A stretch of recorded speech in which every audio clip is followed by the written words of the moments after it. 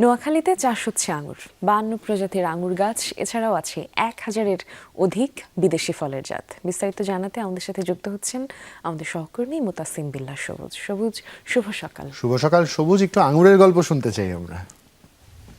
খাওয়া তো সম্ভব হবে না, একটু গল্পই শুনবো। শুভ সকাল জুবায়ের, শুভ সকাল মিমি।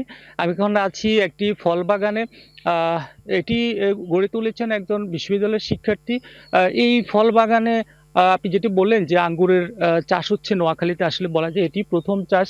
এবং এখানে যেটি বললেন যে 52-এর বেশি প্রজাতি রয়েছে। আসলে মূলত এখানে শুধু ফল আঙ্গুর নয়, এখানে যেসব ফল সাধারণত বিদেশ থেকে আমদানি করা, দেশে উৎপাদন করা না, এই শিক্ষার্থী তিনি অন্তত 30টিরও বেশি দেশ থেকে তিনি বিভিন্ন ফলের জাত তিনি নিয়ে আসেন বাংলাদেশে এই এই এই ফল বাগানে, এবং তিনি সেটি পরীক্ষামূলকভাবে তিনি বাংলাদেশের মাটি এবং আবহাওয়ার উপযোগী যে জাতগুলো আছে সেগুলো তিনি চাষ করেন, ফল উৎপাদন করেন, এবং তিনি যে কৃষকদের মাঝে তিনি করেন বা বিক্রি করেন।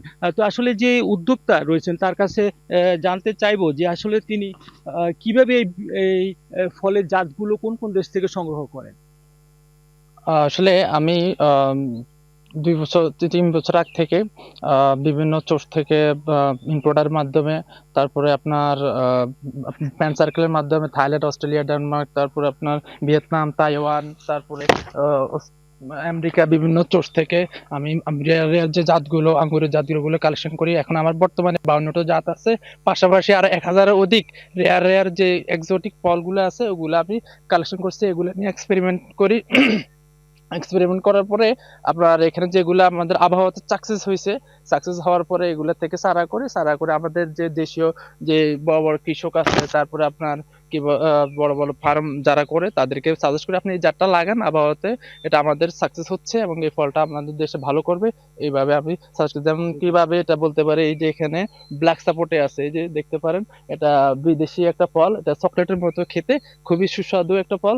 এটা আমার ভিয়েতনাম থেকে কালেকশন করা। তারপরে এখান দিয়ে আছে দেখতে পাচ্ছেন ব্লুবেরি, এই যে ব্লুবেরি, হ্যাঁ, এই যে এটা কিন্তু বাংলাদেশে ফার্স্ট টাইম ফলন হয়েছে, দেখতেই পাচ্ছেন। এটা আমার থাইল্যান্ডের একটা সোর্স থেকে কালেকশন করা, বাংলাদেশে আবহাওয়া উপযোগী একটা জাত ব্লুবেরি। এটা অনেক এক্সপেন্সিভ একটা ফল। আর এরপর পাশাপাশি আছে কামকুয়াট, এখানে দেখতে পাচ্ছেন কামকুয়াটটা হচ্ছে সাইট্রাস ফ্যামিলির উন্নত একটা ফল। এটা খুবই মজা, বিজ্ঞানীরা এটা নতুন তৈরি করছে। আর পাশাপাশি আছে আমরুজের কালেকশন, এই যে রেয়ার আমরুজ, উলারুন সাম্বা, ডোল সাম্বা, তারপরে এখানে আনার কালেকশন। আপনি বলছেন যে এটি একটি পরীক্ষামূলক ফল বাগান, তো সেটি কি একটু যদি বলতেন। এটা মূলত হচ্ছে এক্সপেরিমেন্টাল প্লট। এটা আমার এখানে আমি বাইরের রাষ্ট্র থেকে বিভিন্ন রেয়ার রেয়ার যেগুলো আপনার দেশে টাকা দিলে খেতে পারবো না, টাকা দিলে এটা পাওয়া যায় না, এই জাতগুলো আমি দেখে দেখে কালেকশন করার পরে এগুলা নিজে পর্যবেক্ষণ করি এটা বাংলাদেশে হবে কিনা। যদি হয় তাহলে আমি এটা মানুষের মাঝে ছড়াই দেওয়ার চেষ্টা করি। আচ্ছা, আপনার এই যে বিক্রয় মার্কেটিং, সে বাজারটা কোথায়, ক্রেতারা কোন ধরনের ক্রেতা? আমার মার্কেটিংটা মূলত হচ্ছে অনলাইন বেসিস, ফেসবুক, তারপরে আপনার বিভিন্ন গ্রুপ আছে, ইন্টারন্যাশনাল গ্রুপ আছে। তো আমি ওইখানে মার্কেটিং করি। এখান থেকে আমার বাংলাদেশের বিভিন্ন প্রান্তে, বাইরের বিভিন্ন রাষ্ট্রে, যেমন কি আমি থাইল্যান্ড, ইন্ডিয়া, বিভিন্ন দেশে গাছ পাঠাইছি অলরেডি। আর আপনার বিভিন্ন জেলায় এগুলা দিয়ে থাকি। আর এরপরে আপনার এগুলা নিয়ে আরো কিভাবে ডেভেলপ করা যায় এগুলা নিয়ে কাজ করতেছি আর কি।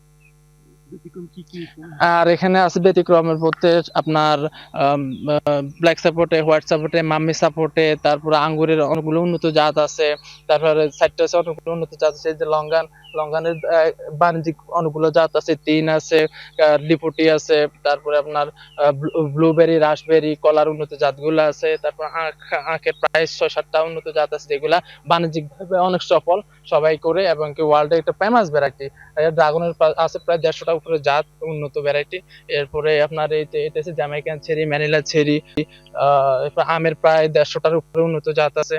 তারপরে আপনার এখান দিয়ে আছে আপনার তেঁতুল, তারপর রেয়ার রেয়ার যেসব পেয়ারা আছে থাইল্যান্ডে যেটা বাংলাদেশে খুঁজলে পাওয়া যাবে না, এগুলো নিয়ে কাজ করতেছি আলহামদুলিল্লাহ এখন পর্যন্ত। আমাদের সাথে আছেন একজন কৃষি কর্মকর্তা, তিনি আসলে প্রথম দিক থেকে এখানে এই মোহাম্মদ হাবিবকে পরামর্শ দিয়ে যাচ্ছেন। তো আসলে কিভাবে পরামর্শ দিচ্ছেন?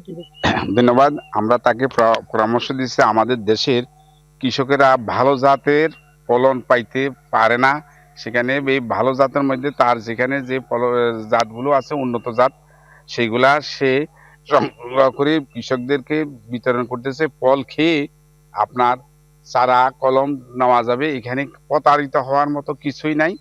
এখানে সে একজন শিক্ষিত বেকার যুবক।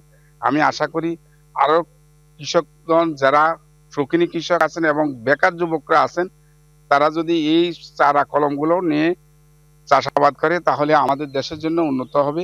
এবং বিশেষ করে এখানে প্রতারিত হওয়ার মতো কোনো সুযোগ নাই। এখানে বাজারে যে সমস্ত চারা কলমগুলা বিক্রি হচ্ছেন সেগুলোর মধ্যে প্রতারিত হওয়ার সম্ভাবনা সবচেয়ে বেশি।